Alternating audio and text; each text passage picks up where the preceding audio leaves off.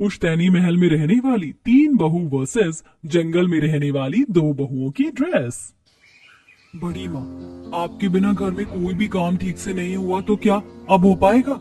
आपके होने से ही हमारा वो आलिशान घर पुश्तैनी महल था, लेकिन अब तो वो सिर्फ एक बंजर हवेली जैसा महसूस होता है। हम सबसे जो गलती हुई है उसे माफ कर दीजिए और चलिए हमारे साथ चलकर उस पुश्तैनी महल को फिर से रोशन कर दीजिए। निशा अपनी आलीशान गाड़ी में बैठकर पुश्तैनी महल से अपनी बड़ी माँ सुमेधा और दोनों भाभियों शिखा और वर्षा के घर, जो कि जंगल में खड़ा था, वहां आकर हाथ जोड़कर अपनी शादी में बुलाने की विनती कर रही थी। अब तुम्हें हमारी उस घर में जगह और जरूरत महसूस हो रही है तो तुम सीधा उस पुश्तैनी महल हमारे इस जंगल में खड़े छोटे से घर में आकर हमसे विनती कर रही हो कि हम तुम्हारी शादी में आ जाएं। हम वो सब कैसे भुला सकते हैं जो तुम सबने हमारे साथ किया? तुम्हारी दादी के लिए जो भी हमने किया वो उन्होंने एक पल में भुला डाला। सारा यकीन भरोसा सब तोड़ दिया, और तो और इतना काफी नहीं था, हम सबको भरी महफिल में बुलाकर तुम्हारी भाभीयों ने दोबारा बेइज्जत किया और तुम्हारी दादी सिर्फ खड़ी हुई देख रही थी। उनके मुंह से हमारे लिए एक शब्द भी निकलना गवारा नहीं था। हम कैसे भुला दे वो सब? हमसे बहुत बड़ी गलती हो गई बड़ी माँ, हमें माफ कर दीजिए प्लीज। निशा हाथ जोड़कर लगातार विनती कर रही थी, लेकिन हैरानी की बात ये थी कि उसकी बड़ी माँ पुश्तैनी महल को छोड़कर जंगल कैसे पहुंची, क्या हुआ था उनके साथ, और क्यों वो पुश्तैनी परिवार से इतनी नाराज थी। जानने के लिए चलते हैं कहानी में थोड़ा पीछे। अरे वाह, हमारे घर के खाने का स्वाद तो दिन पे दिन बढ़ रहा है। मानना पड़ेगा कि मेरी बड़ी बहू की दोनों बहुएं बहुत काबिल हैं। सुमेधा की दोनों बहुएं मिलकर पूरा परिवार को जिम्मेदारी से खाना खिला रही थी। वहीं दूसरी तरफ रानी, जो कि इंदिरा की छोटी बहू थी, उसकी तीनों बहुओं का ध्यान सिर्फ खाने की तरफ था। वो बिना किसी बात पर ध्यान दिए बस अपनी धुन में खाना खा रही थी। ये बात इंदिरा को बिल्कुल अच्छी नहीं लगी। तुमने सुना मैंने क्या कहा? क्या हुआ दादी जी? कौन सी दुनिया में रहती हो? कितना मगन होकर खाना खा रही हो? खाना बनाने से तो तुम्हें कोई मतलब नहीं, और तुम्हारी दोनों बड़ी भाभियां खाना बनाती हैं तो तुम्हारे मुंह से उनके लिए 2 अच्छे शब्द भी नहीं निकल सकते। अब खाना अच्छा बनाए भाभी जी। बेवकूफ, मैंने तारीफ करने को बोला क्या? ये बताओ कि तुम दोनों घर के काम करना शुरू करोगी और कब तक अपनी भाभीयों के हाथ की बनी रोटियों के निवाले तोड़ती रहोगी? मत भूलो तुम पुश्तैनी परिवार की बहू है, और पुश्तैनी परिवार की बहुएं कभी तुम्हारी तरह निकम्मी नहीं थी। इंदिरा की बात सुनकर तीनों बहुएं और उनकी सास को बड़ा बुरा लगा। अरे नहीं माँ जी, इन्हें भी खाना बनाना आता है, बस अभी नहीं है, शादी को कुछ ही महीना हुआ है तो जरा अभी खुली नहीं है और कुछ नहीं। कुछ महीने तुम्हें कम लग रहे हैं तो ठीक है, देखती हूँ कि कब तक ये इस तरह रहेंगी। मैं अभी इस बात का खुलासा कर देती हूँ कि मैंने अपने मन में रखी थी कि मेरी जिस भी बहू की बहुएं ज्यादा काबिल होंगी और अपनी काबिलियत से मेरा दिल जीतेंगी। मैं अपनी सारी जायदाद उन्हीं के नाम करके इस दुनिया से चली जाऊंगी। इंदिरा की अचानक से इतनी बड़ी बात बोलने पर सभी कुछ देर के लिए बिल्कुल चौंक गए। रानी और उसकी तीनों बहुओं के तो गले में खाना ही अटक गया, और सुमेधा और उसकी बहुओं को भी एक झटका सा लगा। खाना खाने के बाद रानी ने अपनी तीनों बहुओं को अपने कमरे में बुलाया। सुना तुमने कि तुम्हारी दादी सास ने क्या कहा कि वो अपनी सारी जायदाद काबिल बहुओं के नाम कर देंगी? और काबिल बहुएं कौन है? हाँ, वर्षा और शिखा, मेरी जेठानी सुमेधा की बहू है। क्योंकि तुम तो जब से इस घर में आई हो एक तिनका भी इधर से उधर नहीं किया। अगर ऐसे ही रहोगी तो एक दिन कटोरा हाथ में लेकर सड़क पर नजर आओगी। रानी की बात सुन के उसकी तीनों बहुएं बुरी तरह से डर गईं। क्या हाथ में कटोरा और सड़क पर? मतलब भीख मांगना? हे भगवान, ये हमारे बारे में क्या सोच रही है सासू माँ? सही तो कह रही हूँ, जल्दी कुछ करो वरना तुम्हारे पास भीख मांगने के अलावा कोई चारा नहीं बचेगा। प्लीज ऐसा मत बोलिए माँ जी, हम कुछ ना कुछ तो जरूर करेंगे। क्या करोगी? तुम तीनों से कुछ आता तो है नहीं, तो क्या नाच गाना करके अपनी दादी सास को खुश करोगी? आप बस देखती जाओ कि हम क्या करेंगे। इसके थोड़ी ही देर बाद रानी की तीनों बहुएं पुश्तैनी महल के बीचों बीच खड़ी होकर जोर जोर से चिल्लाना और रोना पीटना शुरू कर देती हैं। हे भगवान, किसकी इतनी बुरी नजर थी हमारे गहनों पर कि एक अंगूठी भी नहीं छोड़ी, पूरी अलमारी कंगाल कर डाल दी है। रोने पीटने की आवाज सुनकर घर के सभी लोग आ जाते हैं। हाँ, न जाने किस मनहूस चोर ने हमारे सारे गहने चुरा लिए। वो भी नहीं छोड़े जो हम अपने घर से लेकर आए थे। हाय, अब हम क्या पहनेंगे?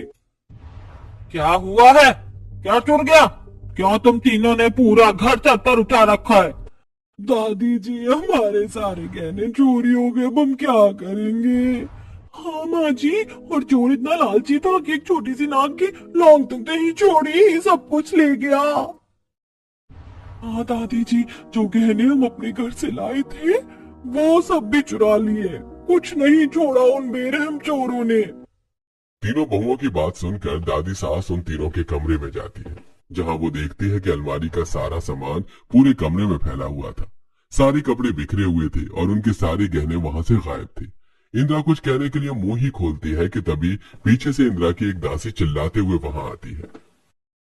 मालकिन, मालकिन, मालकिन सुनिए। क्या हुआ? इतना घबराई हुई क्यों हो? मालकिन, आपकी तिजोरी से सारा कैश और प्रॉपर्टी के कागज किसी ने चुरा लिए हैं। क्या? क्या बोल रही हो? किसने की यह हरकत? आज तक कभी बुस्तानी महल में किसी ने चोरी नहीं की। किसकी इतनी हिम्मत हुई इतना बड़ा कांड करने की? जाओ, जाकर महल के सारे काम करने वालों को मेरे पास लेकर आओ, यहाँ तक कि बावर्चियों को भी। इंदिरा के कहने पर दासी पुश्तैनी महल के सभी काम करने वालों को इंदिरा के सामने लाकर खड़ा कर देती है। उन सभी को कोई अंदाजा नहीं था कि उन्हें इस तरह क्यों बुलवाया गया है। इसके बाद इंदिरा एक एक नौकर, बावर्ची और बगीचे के मालियों से पूछती है और उनकी पूरी तलाशी भी लेती है, क्योंकि उन्होंने चोरी नहीं की थी तो उनके पास कुछ नहीं मिलता। और अब इंदिरा को गुस्सा आ जाता है। नहीं बताओगे? सीधे सीधे जवाब दे दो, वरना मुझे दूसरा तरीका अपनाना पड़ेगा। इंदिरा की बात सुनकर महल के सारे काम करने वाले बुरी तरह से डर गए। तभी दादी जी, मुझे नहीं लगता कि इनमें से किसी ने ये काम किया होगा। ये सभी तो हमारे भरोसेमंद हैं। आखिर ये इतने सालों से हमारे यहाँ काम कर रहे हैं। हाँ दादी जी, वर्षा भाभी सही कह रही है, ये सब तो हमारे भरोसेमंद नौकर है। मुझे तो लगता है कि ये किसी घर के मेंबर का ही काम है। ये क्या कह रही हो खुशी? घर के मेंबर्स में से ऐसा कौन कर सकता है? भला अपने ही घर में कोई चोरी क्यों करना चाहेगा? अगर ऐसी ही बात है तो घर में तो कोई नहीं आया, ऊपर से किसी नौकर ने भी चोरी नहीं की, तो फिर कौन कर सकता है? हाँ दादी जी, महक सही कह रही है, मुझे भी यही लगता है कि घर में से ही किसी ने चोरी की है। आजकल किसी का कुछ पता नहीं। आपको सिर्फ नौकरों को नहीं बल्कि पूरे घर की तलाशी लेनी चाहिए। इंदिरा थोड़ी देर सोचती है, फिर अपनी दासी और अपने करीबी नौकरों को घर की तलाशी लेने को बोल देती है। फिर जो हुआ उस सब की इंदिरा को बिल्कुल भी उम्मीद नहीं थी। वर्षा और सुमेधा के बेड के अंदर से सारा चोरी का सामान मिला, जिसमें तीनों बहुओं के गहने, प्रॉपर्टी के कागज और ढेर सारा कैश था। भोली शक्ल और नियत में खोट। भला किसी ने सोचा था कि ये ऐसा कर सकती है? नहीं, ऐसा नहीं है। ये सब हमने नहीं किया। मुझे बिल्कुल उम्मीद नहीं थी कि हमारे यहाँ हमारी भाभियां चोरी करेंगी। हद की भी हद हो गई। मुझे नहीं पता था कि हमारे घर में आस्तीन के सामान रह रहे।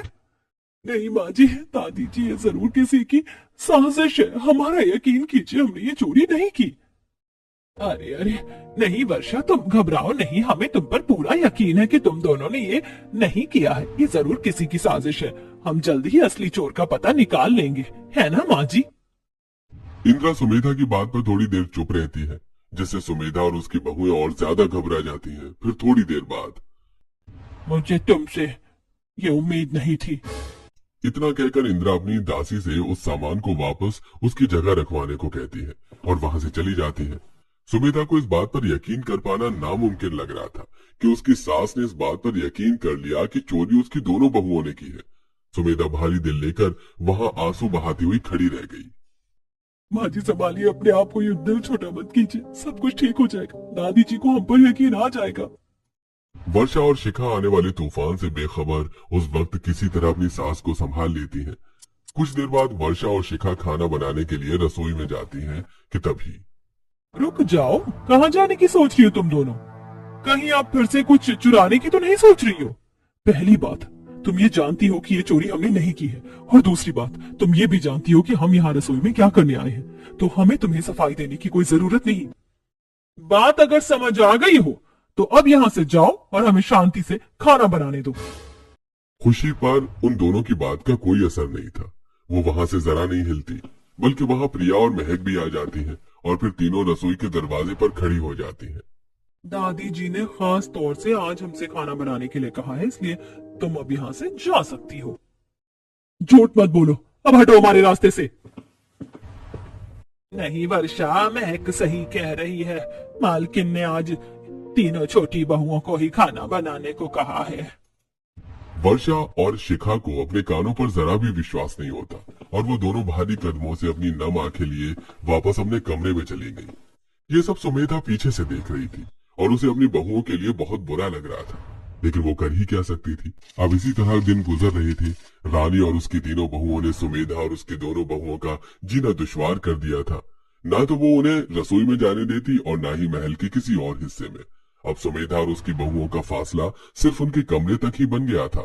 फिर एक दिन, माँ जी, मैं अब इस घर में और नहीं रह सकती। ये घर अब मेरे लिए नरक बन चुका है। यहाँ सांस लेना भी दुश्वार है।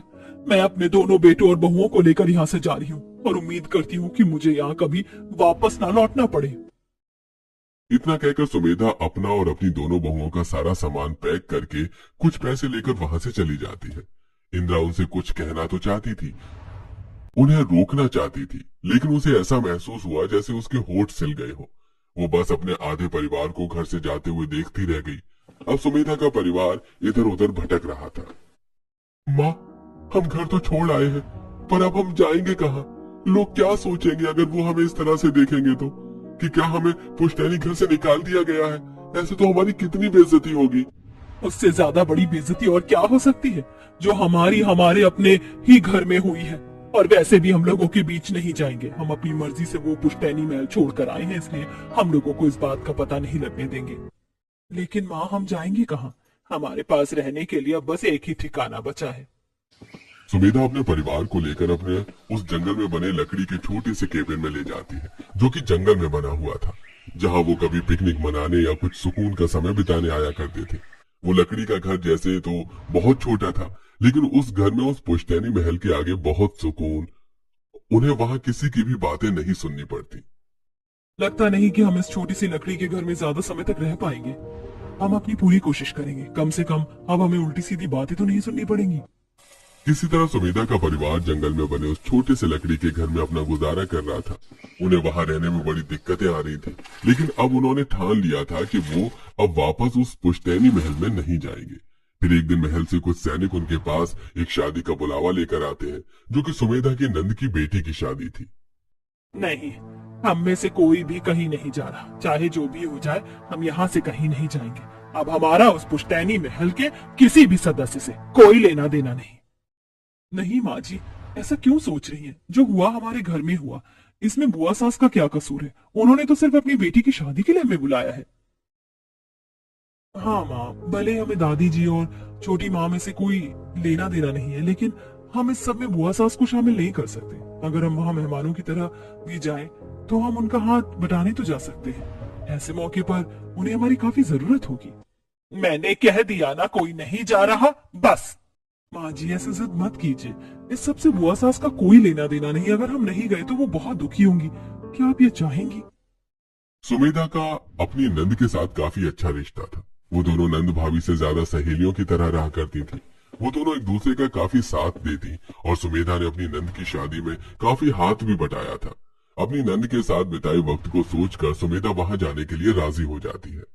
लेकिन हम वहाँ पहन कर क्या जाएंगे? खास तौर से तुम दोनों। हमारे पास यहाँ कोई खास पोशाक नहीं है। माँ जी, हम वहाँ सिर्फ हाथ बटाने की नियत से जा रहे हैं, इसलिए हमें कोई खास पोशाक की जरूरत नहीं।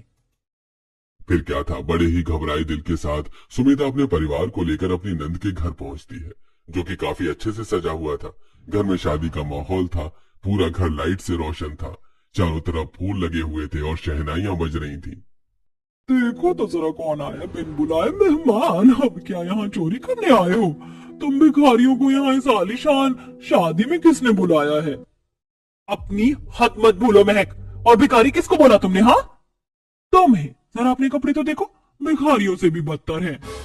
वर्षा के इस तरह गुस्से से चिल्लाने से शादी में आए सभी लोगों का ध्यान उनकी तरफ खींच लिया। और फिर, ओहो, आजकल चोरों की भी जुबान इतनी तेज चलने लगी है। मैं यहाँ पर आए सभी मेहमानों को बताना चाहती हूँ कि ये चोरों का परिवार है। इस परिवार की बहुओं ने हमारे घर के सारे गहने चुराए थे, लेकिन खुशकिस्मती से हमने इन्हें रंगे हाथों पकड़ लिया। प्रिया की बात सुनकर सभी लोग उनके ऊपर हंसने लगे और बातें बनाने लग गई और सुमेधा का परिवार होठ से ले खड़ा था, जिन्हें समझ नहीं आ रहा था कि वो क्या कहें। सुमेधा को इस बात का अफसोस था कि उसने अपनी बहुओं की बात क्यों मानी और क्यों वो यहाँ पर आई, कि तभी उसकी निगाह अपनी सास इंद्रा और देवरानी पर पड़ती, जो चुप खड़ी दूर से ये सब देख रही थी। सुमेधा अपनी सास को नम आंखों से बस देखे जा रही थी, लेकिन हैरानी की बात यह थी कि कैंची की जैसी जुबान वाली उसकी देवरानी बिल्कुल चुप खड़ी थी, बल्कि उसके चेहरे पर एक उदासी थी। लेकिन सुमेधा इस बात को नजरअंदाज करके बिना एक पल गवाए वहां से चली गई। वो मंजर फिर मेरी आंखों में आंसू ले आया। मैंने इतनी बदनामी कभी किसी की नहीं देखी। जो मेरे साथ हुआ वो माफ करने जैसा नहीं है। बड़ी माँ, बस हमें एक मौका और दे दीजिए। मैं इस चीज की जिम्मेदारी लेती हूँ कि आपको कोई भी कुछ नहीं कहेगा, मैं वादा करती हूँ। निशा की बात सुनकर दोनों बहुओं को उस पर दया आ गई। वहीं दूसरी तरफ उसके दोनों भाई भी उसे इस तरह नहीं देख सकते थे, हालांकि वो उनकी सगी बहन नहीं थी और अब सुमेधा उसे इतना हाथ जोड़ते हुए नहीं देखना चाहती थी, इसलिए उसने आने के लिए हाँ कर दी। निशा ने तभी अपनी बड़ी माँ को अपने गले से लगा लिया और वो बहुत खुश हुई। ये देख सुमेधा के दिल को भी काफी सुकून मिला।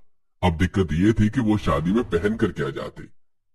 वर्षा, पिछली बार ऐसी ही एक शादी में हमारी कितनी बेइज्जती हुई थी। लोग हमारे कपड़ों की वजह से हम पर हंस रहे थे। भाभी मत भूलिए कि हम पुश्तैनी परिवार से, हम वहाँ पुश्तैनी अंदाज ओढ़कर ही जाएंगे। लेकिन कैसे? क्या आप जानती नहीं कि आपकी देवरानी को कितने अच्छे कपड़े डिजाइन करने आते और उसने घर के कारोबार में कितना योगदान दिया? हाँ वर्षा, लेकिन हमारे पास यहाँ कोई कपड़ा और सामान कुछ भी नहीं है। ऐसे में तुम कपड़े कैसे डिजाइन करोगी? ये सब आप मुझ पर छोड़ दीजिए। बस आपको मेरी थोड़ी सी मदद करनी है। हम अपनी पुरानी साड़ियों को ही नई ड्रेसेस में बदल देंगे।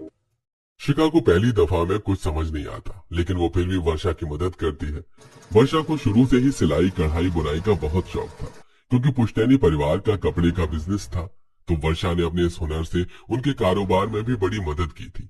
अब वर्षा के हुनर का असली इम्तिहान था। वर्षा और शिखा दोनों जंगल से तरह तरह के पत्ते, झाड़ियां और लकड़ी के पत्थर इकट्ठा करना शुरू कर देते हैं। साड़ियों को काटकर उसकी एक ड्रेसेस बनाती है और फिर उसमें जंगल से इकट्ठा की गई चीजों से डिजाइनिंग करना शुरू करती है। वो ड्रेसेस की पेटी पर छोटे पत्तों से डिजाइनिंग करती है और घेर को झाड़ियों से सजाती है। लकड़ी और पत्थरों से वो गहने और ताज तैयार करती है। मुझे तो अपनी आंखों पर यकीन ही नहीं हो रहा। ऐसी चीजों से कोई इस तरह की ड्रेस बना सकता है? ऐसा लगता है जैसे किसी जंगल की परी के लिए ड्रेस तैयार की हो। वर्षा अपनी भाभी और सास के लिए भी इसी तरह की ड्रेस बनाकर तैयार करती है। जब सुमेधा उससे पूछती है कि हम वहाँ क्या पहन कर जाएंगे, तब वर्षा अपने हाथों से डिजाइन की वो जंगल की ड्रेस दिखाती है। वर्षा, तुम्हारे हुनर पर कोई शक नहीं, तुम बहुत अच्छी कलाकार हो। मैंने तुम्हारी कला का ये स्तर पहली बार देखा है। तुमने हमारे कारोबार को आगे बढ़ाने में काफी मदद की थी। सच में तुम्हारा कोई जवाब नहीं। अपनी सास के मुंह से अपनी तारीफ सुनकर वर्षा की आंखें खुशी से नम हो गई। फिर अगले दिन तीनों सास बहू अपने मन को पक्का करके शादी के लिए तैयार होती हैं। वर्षा अपने हाथ से बनी ड्रेस को अपनी भाभी और सास को पहनाने में मदद करती है। उसके बाद तीनों पुश्तैनी महल की शादी में जाने के लिए तैयार हो जाती हैं। सुमेधा की दोनों बहुएं बिल्कुल जंगल की रानियों की तरह लग रही थी। सुमेधा के मना करने के बावजूद भी वर्षा सुमेधा के लिए एक सीधी सादी ड्रेस तैयार करके उसे पहना देती है। सुमेधा को ड्रेस सीधी सादी थी, लेकिन उसकी बहुओं की ड्रेस ऐसी थी मानो वो उसे पहनकर रेड कारपेट पर उतरेंगी। सुमेधा को अपनी बहुओं को ऐसे देख बड़ी खुशी हो रही थी। चलिए माँ जी, अब हम जल्दी से शादी में चलते हैं। हाँ, लेकिन ये मत भूलना कि ये सब हम सिर्फ निशा की वजह से कर रहे हैं। किसी और से हमें कोई मतलब नहीं। इतना कहकर सुमेधा का परिवार पुश्तैनी महल में पहुंचता है। जैसे वर्षा और शिखा दरवाजे से घर में आई, शादी में आई सभी मेहमानों की निगाहें उन्हें देखकर फट गई। उनकी ड्रेसेस इतनी यूनिक थी कि लोग उन पर से अपनी निगाह नहीं हटा पा रहे थे। क्या कलाकारी है! क्या ये इन्होंने बनाई है? कितनी अलग और कितनी सुंदर लग रही है। देखो तो जरा, ऐसे हरे भरे पत्तों से कोई इतनी अच्छी पोशाक बना सकता है? किसने सोचा था?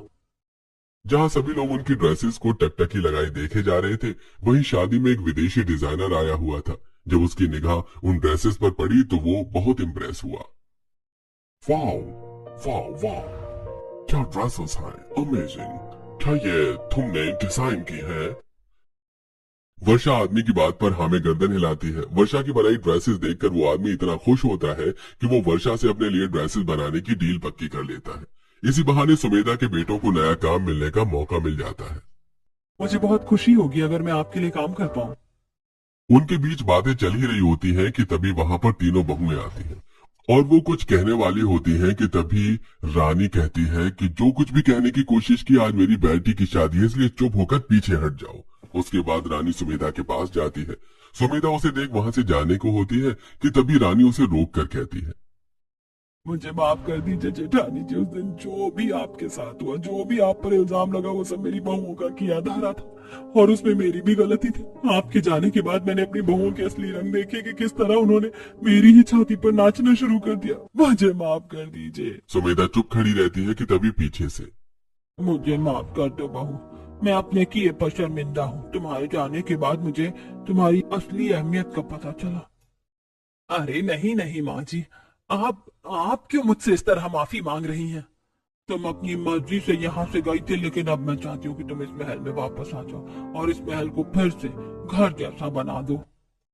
इंद्रा को इस तरह पहली बार विनती करता देख सुमेधा खुद को रोक नहीं पाती और अपनी सास को गले लगाकर खूब रोती है और घर में वापस रहने के लिए हाँ कर देती है। सभी बहुत खुश होते हैं और रानी की तीनों बहू समझ जाती हैं कि अब तो चुप रहने में ही भलाई है। फिर क्या था, पुश्तैनी परिवार को वर्षा की वजह से एक नई डील मिल जाती है और सभी पहले की तरह खुशी खुशी रहने लगते हैं।